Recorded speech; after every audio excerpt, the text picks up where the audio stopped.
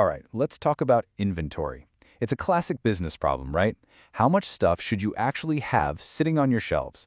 Get it wrong, and it can seriously mess with your bottom line. Today, we're going to dive into a pretty neat model that was designed to solve exactly that. I mean, this is the dilemma every single business with a product faces, isn't it? You order too little, poof, you run out, and your customers are not happy. But order too much, and all your cash is just sitting there, literally collecting dust in a warehouse. It can feel like a total guessing game. But what if there was a way to find that perfect balance? Okay, so let's break this down. The whole problem really comes down to two forces that are always pulling in opposite directions. Think of it like a tug-of-war. On one side of the rope, you've got your ordering costs. That's all the fees for shipping, for processing. You know, the admin work every single time you place an order. And on the other side, you've got your holding costs. The rent for the warehouse space, the insurance, the security for all that stuff you're storing. You can't get rid of either of them, and they are constantly at odds.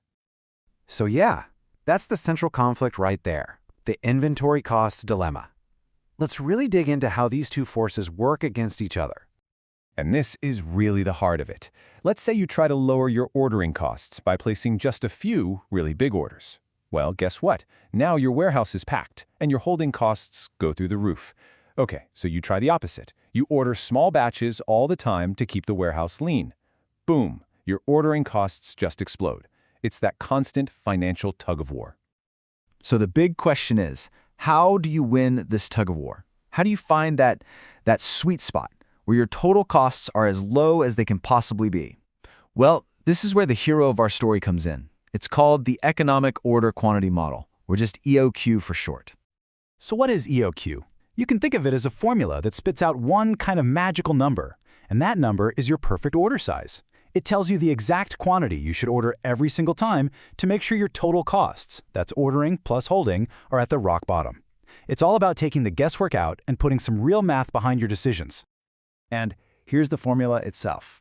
Now, I know, seeing a formula can make some people's eyes glaze over. But stick with me. This thing is actually pretty elegant, and it's the key to the whole puzzle. It's what lets us stop guessing and start calculating.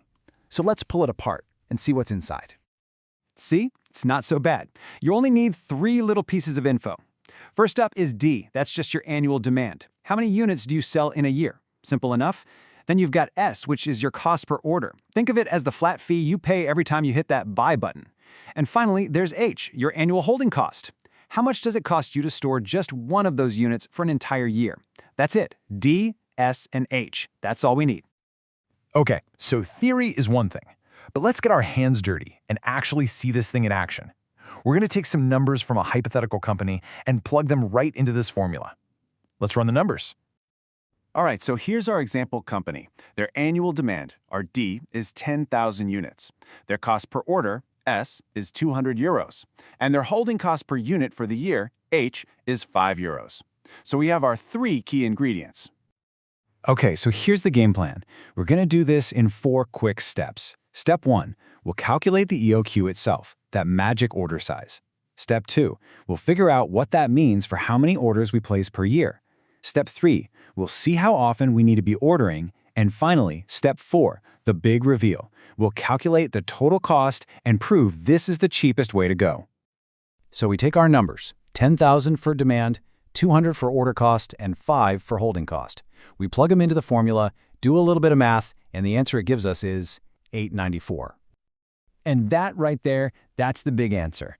The most efficient, most cost-effective amount for this company to order at one time isn't a nice, clean number like 1,000. Nope, it's precisely 894 units. That's the target they should be aiming for every single time they restock. Okay, great. But what does a number like 894 actually mean for the folks working in operations day to day?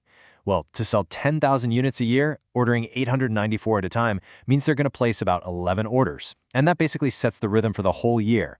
They'll need to put in a new order about every 33 days. Simple as that. But here's the real test. The model says this is the best way, but is it really the cheapest? Can we prove it? Let's go ahead and calculate the total annual cost and see if the numbers back it up. And this is where it gets really cool. Check this out. If we calculate the total ordering cost for the year, it comes to 2,236 euros. Now, what about the total holding costs? You guessed it, 2,236 euros. They are identical, down to the euro. That is not a coincidence. This is it. This is that sweet spot we've been talking about.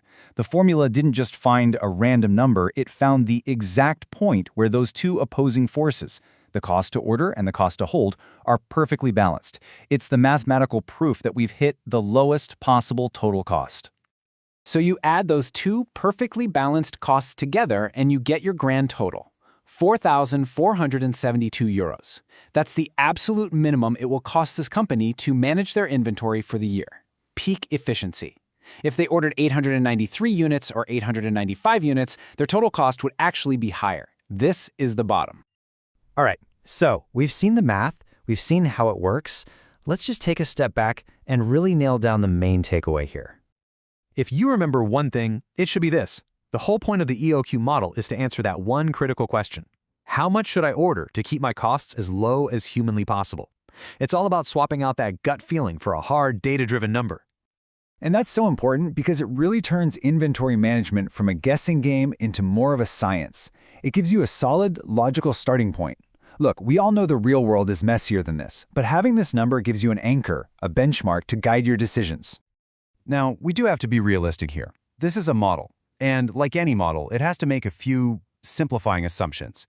It kind of assumes you live in a perfect world, where your customers buy the exact same amount every day, your suppliers are never late, and you never, ever run out of stock. And that, of course, leads to the big final question, doesn't it? Because in the real world, demand goes up and down, deliveries get delayed, things happen.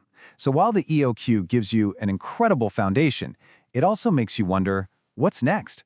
How do you adapt this perfect world model for the messy, unpredictable real world? Well, that's a topic for another day. Thanks for diving into this with me.